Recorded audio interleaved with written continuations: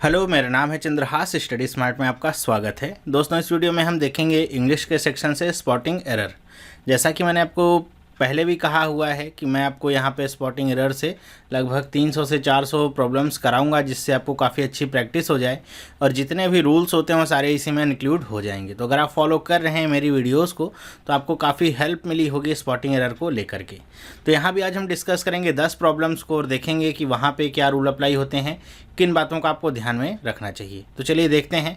और जैसा कि पहले मैंने किया था, इस बार भी मैं आपको थोड़ा सा समय दूंगा 10 से 15 सेकंड का, जिसमें आप खुद भी गेस करने का प्रयास करिएगा और बताइएगा मुझे कमेंट करके लास्ट में कि आपके टोटल कितने सही हुए। ठीक है, मतलब गिवन टाइम में आपने अगर सॉल्व कर लिए हैं तो कितने आपने सही किए हैं, कितने आपने क्वेश्चन गलत किए हैं, आप मुझे बताइएगा। वीडियो के लास्ट में जब हो जाए वीडियो ख़त्म तो कमेंट करके आप मुझे बताइएगा। चलिए देखते हैं।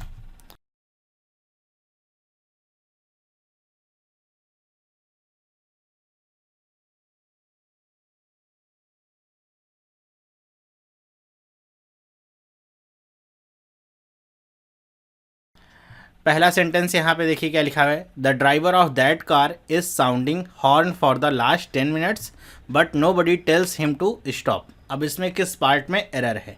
तो यहाँ पे एरर क्या पार्ट में है, आपने अगर थोड़ा सा टाइम लिया होगा और देखा होगा कि क्या लिखा हुआ है। आप समझिए, the driver of that car, यहाँ पे ऐसा कोई एरर वाला पार्ट है क्या? The driver of that car, तो यहाँ पे मुझे ऐसा कोई एरर वाला पार्ट नहीं दिखता है। Is sounding horn for the last 10 minutes. तो आपको इस सेंटेंस को समझ में, इस सेंटेंस की अगर आप हिंदी निकालें तो आपको क्या समझ में आ रहा है कि किसी कार का ड्राइवर है जो पिछले 10 मिनट से हॉर्न बजा रहा है। ठीक है, तो इसलिए आप समझते क्या है कि यहाँ पे एक तो क्या है कि काम या आपका हो भी रहा है, कंटिन्यू है, हॉर्न बजा रहा है, लेकिन कब तक? पिछले 10 मिनट से, फॉर द लास्ट 10 मिनट आया है। तो इससे हमको क्या पता चलता है कि अगर आपका इज़ के साथ यहाँ पे जैसे लिखा is sounding horn for the last 10 hours, तो आपको पता चले काम हो भी रहा है, लेकिन काम अभी से नहीं, कुछ समय पहले से काम ये स्टार्ट हो चुका है। तो ये आपका जो सेंटेंस है ये किस में है? प्रेजेंट परफेक्ट कॉन्टिन्यूअस टेंस में आता है। ठीक है, तो परफेक्ट कॉन्टिन्यूअस का टेंस है। परफेक्ट कॉन्टिन्यूअस का जो टेंस होता है उसके लिए क्या होता है? परफेक्ट कॉन्टिन्यूअस में आपको हैज़ या हैव का प्रयोग करना पड़ता है ऑक्सिलरी वर्ब के रूप में, मतलब जो हेल्पिंग वर्ब होती है वहाँ पे क्या होती है? हैज़ या हैव। लेकिन यहाँ पे क्या वर्ब यूज़ की गई है? इज़ का प्रयोग किया गया, जो कि केवल कॉन्टिन्यूअस जब टेंस होता है तो वहाँ पे यूज़ की जाती है। तो यहाँ पे एरर किस पार्ट में है? एरर पार्ट में है। इज़ को हटा करके आप क्या लगा देंगे? ड्राइवर है तो क्या लगाएंगे? The driver of that car has sounding horn for the last 10 minute but nobody tells him to stop. लेकिन किसी ने भी उसे रुकने के लिए नहीं कहा, मतलब हॉर्न बजाने से मना नहीं किया। तो यहाँ पे इस की जगह पे क्या हो जाएगा? हैज़। तो ये जो टेंस वाले पार्ट हैं एरर के, ये भी आप अपने मजबूत करके रखिएगा। ज़्यादातर लोग पार्ट ऑफ स्पीच में फंसे रहते हैं, टेंस को भूल जाते हैं। जबकि टेंस में अगर आपको प्रॉब्लम हो रही है, मतलब टेंस को एक बेसिक लेवल लेते हैं लोग कि टेंस तो सबको आता ही होगा, तो आप टेंस को मजबूत करके रखिए ताकि सेंटेंस का जो स्ट्रक्चर है वो आसानी से समझ पाएँ आप कि सेंटेंस किस टेंस में है, क्या बात कहना चाह रहा है, कहाँ पे वहाँ पे दिक्कत आ सकती है। ठीक है, मेरे ख्याल से समझ में आया होगा।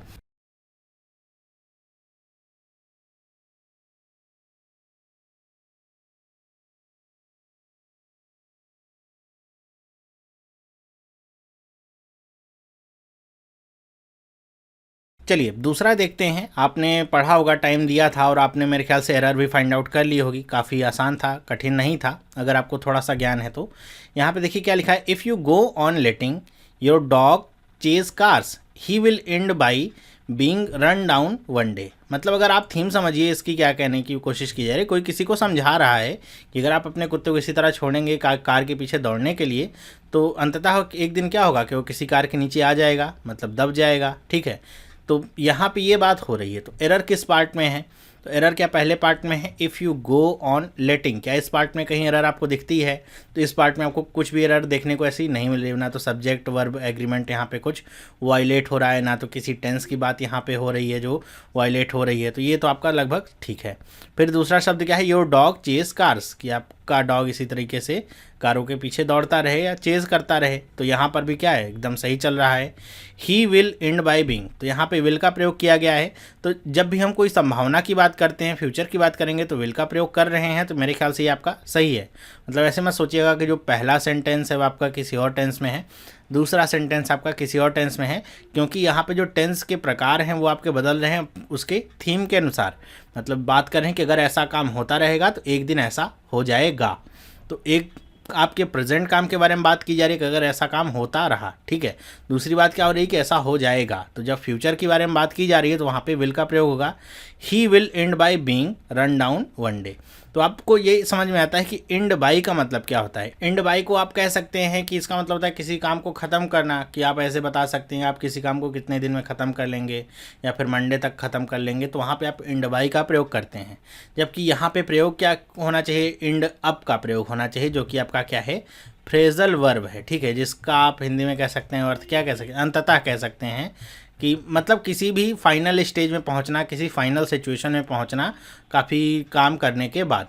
तो यहाँ पे प्रयोग किया गया he will and up being run down one day, मतलब अंततः वो ऐसा होगा एक दिन कि वो किसी ना किसी कार के नीचे आ जाएगा। जबकि यहाँ पे एंड बाई का प्रयोग मतलब किसी काम को लेकर के हो नहीं रहा है, तो बाई का प्रयोग जो किया गया है वो क्या है, एकदम से टोटली गलत है, ठीक है। तो आपने अगर ये मिस्टेक पकड़ी होगी, इसका मतलब आप अपनी तैयारी को अच्छे से कर रहे हैं। ओके, तीसरे सेंटेंस पे चलिए देखते हैं।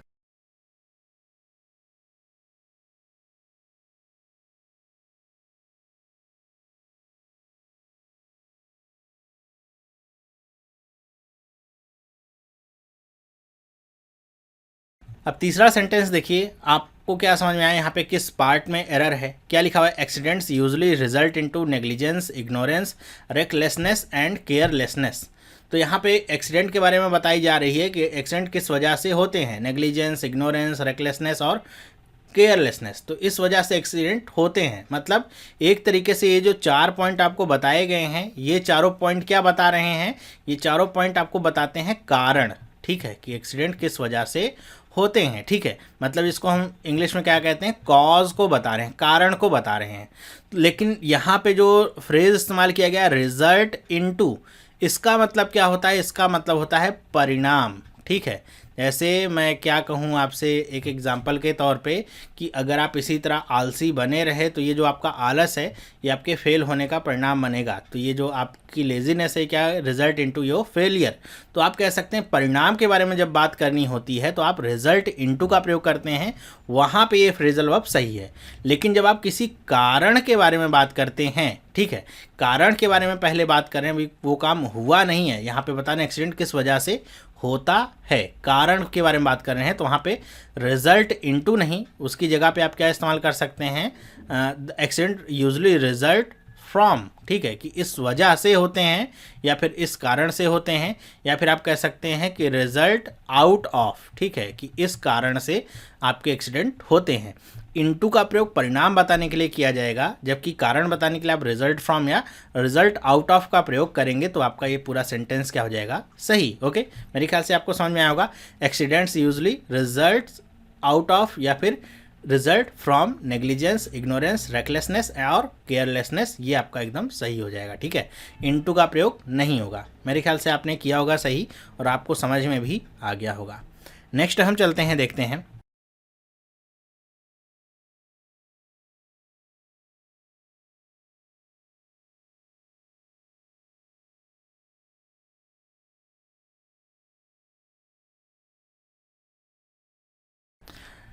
नेक्स्ट देखिए क्या लिखा हुआ है, he asked me that what my total investment was during the last 5 years. मतलब यहाँ पे बता रहे हैं कि कोई किसी ने किसी से कुछ पूछा है, कि उसने मुझसे पूछा कि पिछले 5 सालों में मेरी इन्वेस्टमेंट कितनी थी। किस पार्ट में एरर है, अब इसको ध्यान से आपको देखना होगा तो आप समझेंगे। अगर आपने थोड़ा सा ग्रामर पढ़ा होगा तो आपको बड़े आसानी से एक बार में ही समझ में आ गया होगा। ये जो आपका सेंटेंस मैंने लिया हुआ है इसीलिए, ताकि आप इस तरह के जो एरर होते हैं इनको भी समझने का प्रयास करिए। यहाँ पे जो एरर होती है वो आती है डायरेक्ट इनडायरेक्ट सेंटेंसेस की, ठीक है। डायरेक्ट इनडायरेक्ट सेंटेंसेस अगर आप एसएससी की तैयारी कर रहे हैं तो आपने वहाँ पे पढ़े होंगे, या फिर बेसिक इंग्लिश ग्रामर आपने 10th तक भी पढ़ी होगी तो आपने डायरेक्ट इनडायरेक्ट पढ़ रखा होगा। तो डायरेक्ट इनडायरेक्ट में क्या एक चीज़ होती है कि अगर कहीं भी क्वेश्चन पूछा जा रहा है, मतलब इंट्रोगेटिव सेंटेंस है जो कि WH से स्टार्ट है, तो कभी भी आस्क्ड के बाद दैट का प्रयोग हम नहीं करते हैं। इस दैट को आप रिमूव कर दीजिए तो पूरा का पूरा सेंटेंस आपका सही हो जाता है। He asked me what my total investment was during the last 5 years, तो आपका ये क्या हो जाएगा, एकदम सही हो जाएगा। ठीक है, तो ये आप दैट का प्रयोग आप नहीं कर सकते हैं अगर आपने कोई क्वेश्चन पूछा है तो कभी भी अगर WH वाले इंट्रोगेटिव सेंटेंस आते हैं तो उसके पहले आप कभी ऐसे नहीं कहेंगे he asked me that what your name was, ये क्या होगा, टोटली गलत होगा। ओके, मेरे ख्याल से आपको समझ में आएगा, ये रूल हमेशा याद रखिएगा। काफ़ी छोटी सी मिस्टेक है लेकिन तभी आप करेक्ट कर सकते हैं इसको जब आपको ये रूल पता हो। नहीं पता है, बार बार पढ़ेंगे, कहेंगे अच्छा इसमें तो कोई मिस्टेक दिख ही नहीं रही, क्योंकि यहाँ पे कोई मिस्टेक नहीं है बल्कि एक शब्द एक्स्ट्रा लगाया गया था, उसी को आपको रिमूव करना था।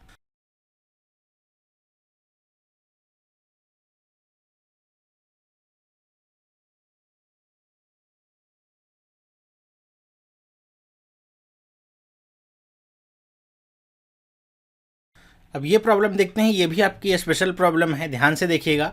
अगर आपको ग्रामर की नॉलेज अच्छी नहीं है तो हो सकता है आप इसे सही ना कर पाएँ, या हो सकता है कि आपको एक सेंस तो लगे कि यहाँ पे एरर हो सकती है, लेकिन अगर मैं कहूँ ये एरर एंड करेक्शन वाला पार्ट होता तो आप इसको सही ना कर पाते। यहाँ पे देखिए क्या लिखा हुआ है, this institution had founded by some noble souls for the welfare of the poor and disabled people. कुछ लोग सोचेंगे यहाँ पे किस पार्ट में रही, क्या यहाँ वाला दा गड़बड़ है, यहाँ वाला क्या दा गड़बड़ है, फिर यहाँ पे क्या गड़बड़ है, ऐसे मतलब एक तरीका होता है कि आप ऐसे सोचेंगे क्या गड़बड़ हो सकता है, जबकि आपको ये पता होना चाहिए। यहाँ पे अगर आप बाई का इस्तेमाल देखें तो उससे आपको समझ में आना चाहिए कि ये जो सेंटेंस है ये पैसिव वॉइस में है। ठीक है, एक्टिव वॉइस और पैसिव वॉइस के रूल अगर आपको पता है तो आपको ये समझ में आएगा कि एक्टिव से अगर हम किसी भी सेंटेंस को पैसिव वॉइस में कन्वर्ट करते हैं, बाई के द्वारा कन्वर्ट होगा, तो वहाँ पे कभी भी हैड किसी भी टेंस में आता ही नहीं है। ठीक है, तो इसका मतलब क्या है कि यहाँ पे या तो ये हैड बीन होता, तब तो आप समझते कि हाँ ठीक है ये आपका पास्ट परफेक्ट में रहा होगा, वहाँ से ये हैड बीन हो गया था। हैड केवल पैसिव वॉइस में आता ही नहीं है, हैड बीन आता है। और ये जो सेंटेंस है आपको ये देख करके लगता है कि ये किस में है, सिंपल पास्ट में है, या फिर कह लीजिए कहते हैं पास्ट इंडेफिनिट टेंस में है, या फिर सिंपल पास्ट हम कहते हैं उसमें है। तो सिंपल पास्ट का रूल क्या होता है, एक्टिव से पैसिव अगर हम कन्वर्ट करते हैं कि वहाँ पे अगर एक्टिव से पैसिव में कन्वर्ट करते हैं तो हम ऑक्सिलरी वर्ब या फिर कह लीजिए हेल्पिंग वर्ब के रूप में वॉज का प्रयोग करते हैं, हैड का प्रयोग नहीं। तो यहाँ पे हैड की जगह पे हम अगर करेंगे प्रयोग वॉज का तो आपका ये सही होगा। तो मतलब पहले वाले पार्ट में एरर है, this institution was founded by some noble souls for the welfare of the poor and disabled people, तो आपका ये सेंटेंस क्या हो जाएगा, सही हो जाएगा। मतलब क्या कि आपको एक्टिव पैसिव वॉइस के रूल अगर पता हैं तो आप आसानी से इसको सॉल्व कर लेते, अगर नहीं पता थे और आपको समझ नहीं आ रहा था तो आप इसको स्किप कर देते। ठीक है, क्योंकि अगर आपको रूल नहीं पता है तो तुक्का मार के काम नहीं चल पाएगा। नेक्स्ट हम यहाँ पे देखते हैं, इसलिए मैं ये सारे प्रॉब्लम्स ला रहा हूँ ताकि इसी बहाने आपको एक एक रूल यहाँ पे मैं डिस्कस कर सकूँ, क्या रूल्स होते हैं, कैसे इनको बनाना चाहिए, किस बात का ध्यान रखना चाहिए। अब नेक्स्ट देखिए क्या है,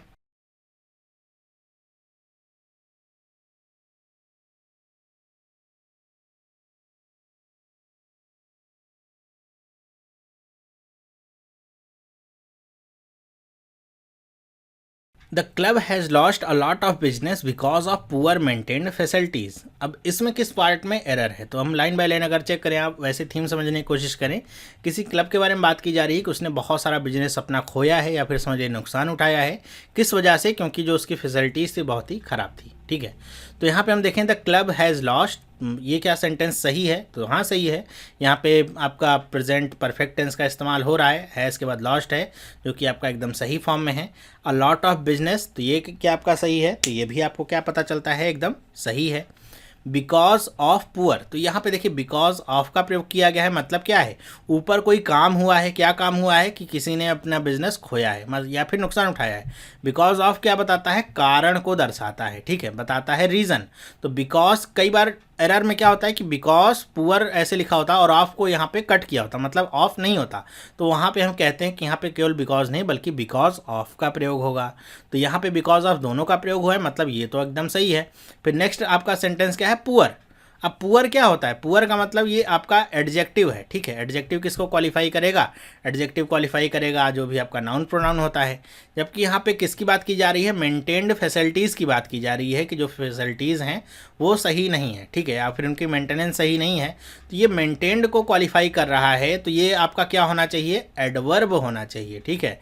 तो एडवर्ब होना चाहिए, तो एडवर्ब की जगह के लिए इसको क्या करना पड़ेगा, इसमें ly ऐड करना पड़ेगा, तो आपका सेंटेंस सही हो जाएगा, because of poorly maintained facilities. तो इस तरीके से आपको देखना होगा हर एक शब्दों को कि कहाँ पे कौन सा पार्ट यूज़ हो रहा है, किस फॉर्म में है, क्या होना चाहिए, किसको क्या क्वालिफाई कर रहा है, तो आप आसानी से एरर को फाइंड आउट कर सकते हैं। नेक्स्ट हम चलते हैं, देखते हैं।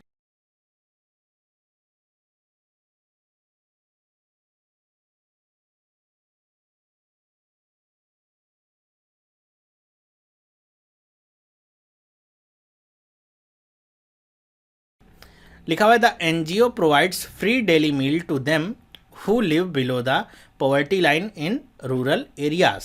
मतलब किसी एनजीओ के बारे में बात हो रही है कि वो क्या, कि ऐसे लोग गांव के एरियाज़ में, रूरल एरियाज़ में जो कि बिलो पॉवर्टी लाइन में हैं, उनको प्रतिदिन वो फ्री डेली मील, मतलब कि कह लीजिए कि फ्री का खाना उनको खिला रहे हैं। तो किस पार्ट में एरर है, द एनजीओ प्रोवाइड्स, प्रोवाइड्स मतलब आपका प्रेजेंट में ये चल रहा है, free daily meal to them. अब ये जो पार्ट है इसको लेकर के बहुत सारे लोगों में डिबेट भी है कि यहाँ पे देम का प्रयोग करेंगे या फिर दोस्त का प्रयोग करेंगे, ठीक है। आप भी देखिएगा कि इसमें किसका प्रयोग करेंगे।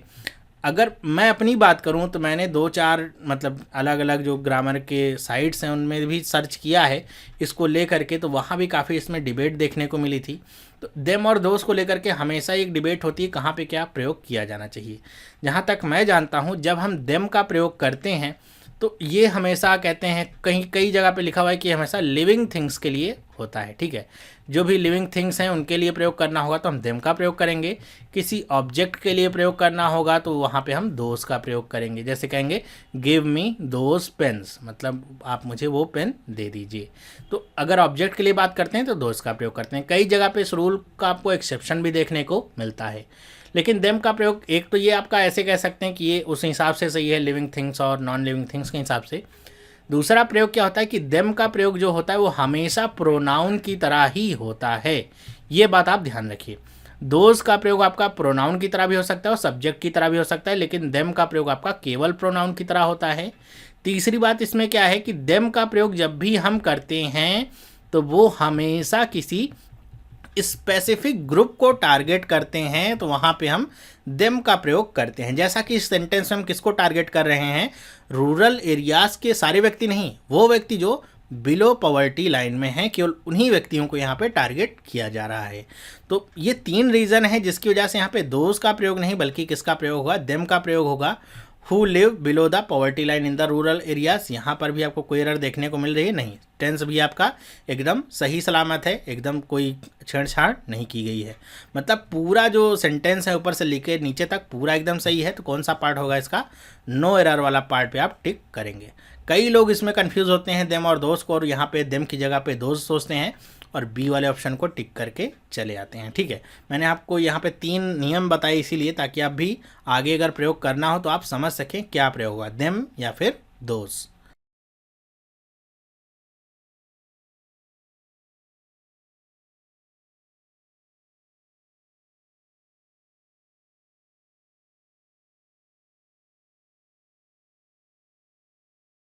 नेक्स्ट देखिए क्या लिखा हुआ है, the cost of the new machines is likely to be so high as 10 times the existing ones. अब इस पार्ट में कहाँ पे एरर है, तो अगर हम शुरुआत से देखें क्या लिखा हुआ है, the cost of the new, क्या इसमें कोई एरर है। Cost of the new machines मतलब नई मशीनों के कॉस्ट के बारे में बात कर रहे हैं। इज़ लाइकली टू बी मतलब बता रहे हैं कि कितनी वो ज़्यादा होंगी।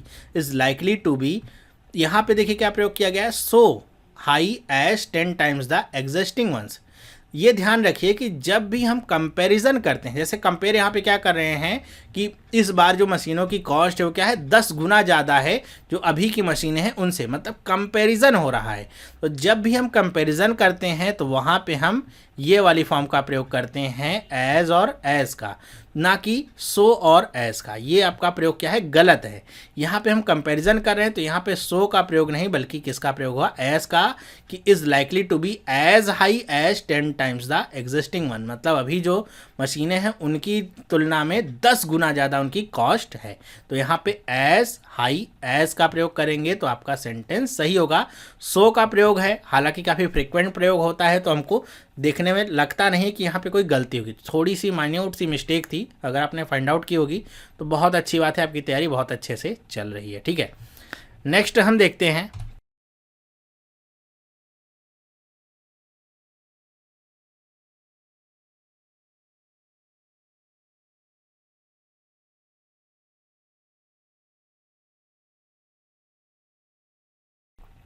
अब यहाँ पे किस पार्ट में एरर है देखिएगा, बहुत ही, ये भी सेंटेंस काफ़ी अच्छा है। यहाँ पे देखिए क्या है, what satisfies a teacher the most is excitement of students when they learn something new. तो यहाँ पे कह रहे हैं टीचरों के बारे में बात कर रहे हैं कि किसी भी टीचर के बारे में कि उसको सबसे ज़्यादा किस चीज़ से सेटिस्फैक्शन मिलती है। ठीक है, तो यहाँ पे लिखा हुआ the most is the excitement of the student when they learn something new, कि जब उनके जो स्टूडेंट होते हैं जब कुछ चीज़ें, नई चीज़ें लर्न करते हैं, समझते हैं, सीखते हैं, तो उनके अंदर जो एक्साइटमेंट होता है उसे देख करके किसी भी टीचर को सबसे ज़्यादा संतुष्टि प्राप्त होती है। मतलब टीचर को भी लगता है कि हाँ, मेरा जो प्रयास था उससे बहुत सारे लोगों को या फिर जो मेरे बच्चे हैं उनको कुछ नया समझ में आया, अब उनके अंदर और जिज्ञासा है और उसको आप आगे बढ़ा सकते हैं। तो ये क्या है, एक तरीके का हम कह सकते हैं इस सेंटेंस को। यहाँ पे किस पार्ट में गलती है, what satisfies a teacher the most is, क्या इस पार्ट में कहीं गलती है, ए से लेकर के बी तक नहीं। Is the excitement of the students, excitement of the student मतलब स्टूडेंट की जो उत्सुकता होती है, एक्साइटमेंट होता है। व्हेन दे, कब उनको ऐसी उत्सुकता जागती है, when they learn something new. कौन से पार्ट में एरर है, इस पार्ट में एरर है। यहाँ पे प्रयोग किया गया है पास्ट, ये जो आपकी फॉर्म यूज हुई वर्ब की क्या है, पास्ट है। ठीक है, जबकि यहाँ पे यूज़ क्या होना चाहिए थी, प्रेजेंट यूज़ होनी चाहिए थी। जब वो कुछ सीखते हैं नया, ये आपका प्रेजेंट का सेंटेंस है। और वैसे भी आप देखें तो ये जो आपका सेंटेंस है इसको कहा जाता है ट्रुथ है। ये मतलब यूनिवर्सल ट्रुथ वाले केस में ये आ जाता है, जैसे सूरज पूरब से उगता है, पश्चिम में डूबता है, ये सब क्या है, यूनिवर्सल ट्रुथ है। तो आप इसे कभी भी कहते हैं कि पास्ट में नहीं ले जा सकते, हमेशा वो सिंपल प्रेजेंट में ही बनते हैं। ओके, यूनिवर्सल ट्रुथ के बारे में, जैसे कुत्ता भौंकता है, तो ये सब क्या है, यूनिवर्सल ट्रुथ है। इसी तरह किसी भी टीचर को सेटिस्फैक्शन कब मिलती है, जब उसके स्टूडेंट कुछ नई चीज़ें सीखते हैं, तभी वो टीचर सबसे ज़्यादा सेटिस्फाई होता है। तो उस आधार पे भी देखेंगे तो ये आपका क्या हो जाएगा, यहाँ पे लर्न नहीं बल्कि क्या होगा, केवल लर्न होगा, कि when they learn something new. Okay, मेरे ख्याल से अब आपको ये समझ में आ गया होगा।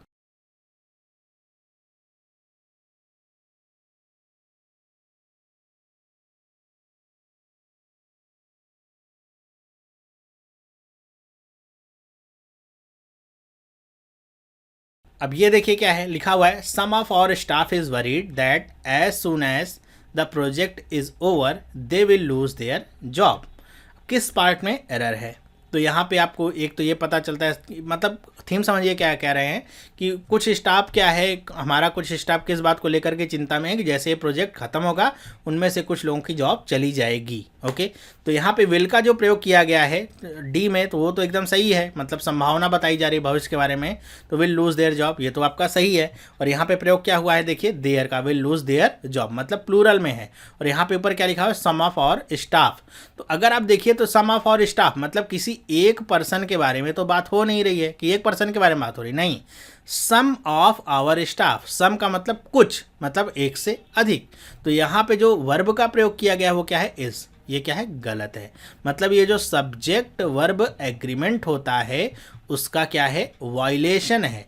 सब्जेक्ट आपका प्लूरल में है जबकि आपका जो वर्ब है वो किस में है, सिंगुलर है। तो इसको क्या होना चाहिए, some of our staff are worried that as soon as the project is over they will lose their jobs. यहाँ पर भी देखिए कई बार ऐसा होता है कि यहाँ पर तो आर होता है, यहाँ पर लिख देते हैं दे विल लूज हिज जॉब। अब यहाँ पे अगर हिज लिख देते तो क्या करते आप, तो आप समझ जाते कि यहाँ पे तो सम ऑफ और स्टाफ कह रहे हैं, मतलब प्लूरल में आपका सेंटेंस चल रहा है, तो यहाँ पे हिज कैसे हो सकता है, किसी एक व्यक्ति के बारे में बात नहीं हो सकती, या फिर हर कह देते तो किसी एक औरत के बारे में बात नहीं हो सकती है।